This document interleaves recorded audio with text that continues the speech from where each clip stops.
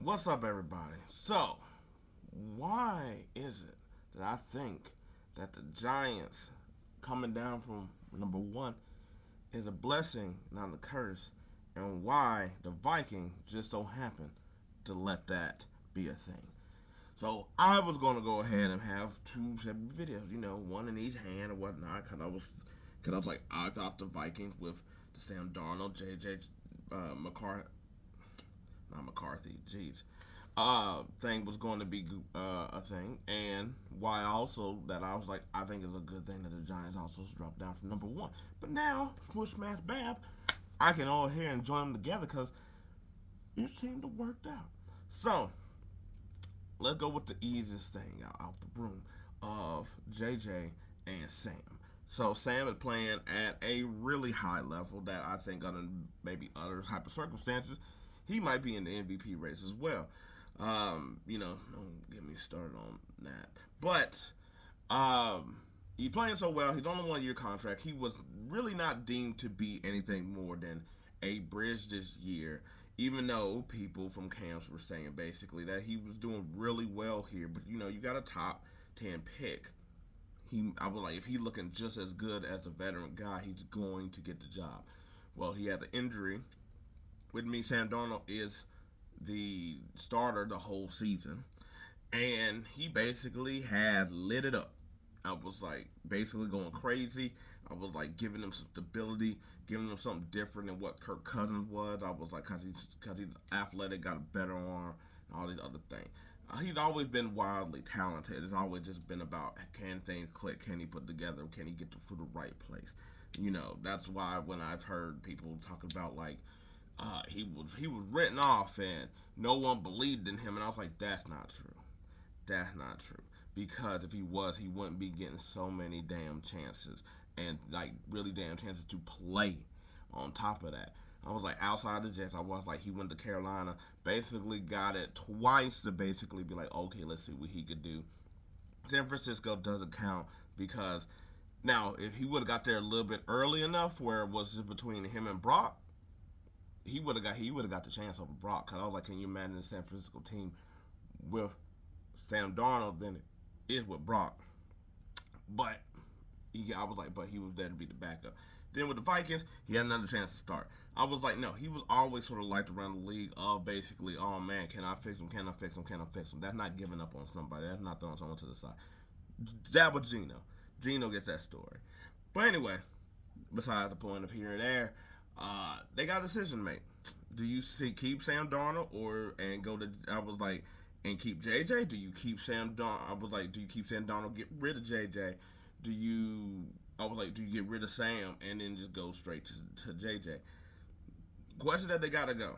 And while I was gonna make that separate video, like basically what I would do and stuff like that, you know, and I was like, I really think you can keep them both, but I think the more bigger thing would have been to trade JJ, mainly because after Shador, then it's a little, then it seems like it's a gap, then it's Cam Ward, then it seems like it's a gap after that. So with so many teams needing quarterbacks, I'm like, oh, somebody gonna probably can call you for a price where you could probably get a first round pick for this quarterback. Not how those other quarterback Mac Jones, Justin Fields, and stuff like that, where they were only going for like a fifth and a sixth. They've already shown what they were doing. They were at the end of their contracts, and basically no one believed that they were worth a damn anyway. So that's why they were so low. JJ still at the beginning of 4 year with the option type of pick. So that's I was like, no, he got three. I think it's three with that option now because he done ran through his first year. Still, that's a long ass time to see if he's your quarterback.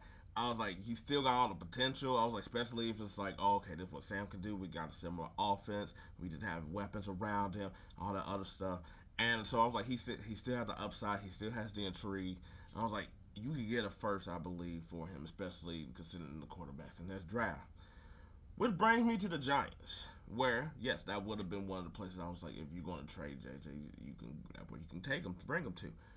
But it's also the reason I said it was a blessing in disguise is because I don't know if the Giants would have taken Shadur at number one.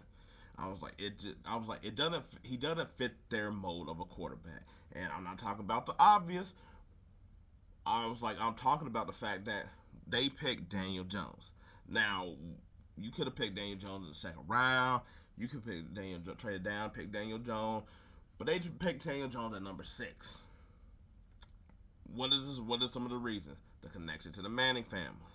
I was like, he sort of got that face like Eli Manning. His emotion doesn't get too high or whatever. He seems erratic, just like sort of like Eli Manning. Like there's so many similarities with him to Eli Manning that now with hindsight of seeing the Giants being run, that now I kind of feels like while we give the blame on Dave Gettleman, and he did do a bad drafting, in with the Giants, and I was like, depends on how you feel about Carolina.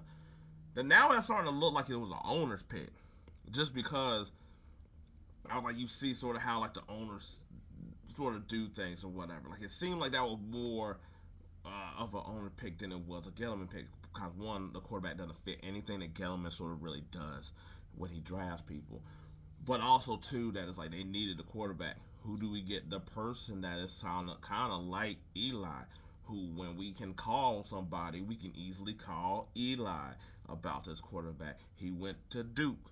I was like, there were so many connections that it just seemed like it's obvious. That's why I think that Shadur Sanders wouldn't be their pick. I don't know enough about Cam Ward in order to say whether or not. I don't think so either. And also two, then I was like, if Shadur and Cam make that close, I was like, now you're gonna get ridiculed for dating Cam also. But I was like, but they pick later on. So later on, guess what? Shadur be gone. Maybe you can pick him later if that was the choice. I was like, or maybe you accumulate more picks or something like that. Like, yes, you do need the best kind of talent you can get, but you might also need to accumulate picks because that team is some garbage. So with that, man, they're not gonna. I was like yes, they might. I was like, if they depend on who they like, also with the general manager and Dayball or whatever like that. Cause I was like, I think even though the situation has gotten really crappy, I think Dayball still is a pretty good coach, or I think he could be a pretty good coach. I should say, not that he is, but if they keep him, might be more be able to do Shadur, but what's special without him, I don't know. They might just go for the best offensive tackle or the best pass rusher, like almost like a Jim Harbaugh, except for he already had his quarterback. But with that blessing in the sky that they don't have the pressure of picking Shadur Sanders when they don't want to, and I'm telling you, they ain't really wanting to, or whatever, right? You know, for for a couple reasons. But the blessing in the skies is that one, they have dropped, so now they don't have that pressure. Two, they could pick Cam Ward or whoever the hell they want to, really, now that the top quarterback is on. But three, I think it really is JJ. I was like, come from Harbaugh, playing at Michigan. Doesn't seem like he gets too high or nothing like that. It seemed like he might fit in the mold of it or whatever. He seemed like he might be a little bit more of a down to earth kind of guy, and that's who they seem to sort of like or whatever.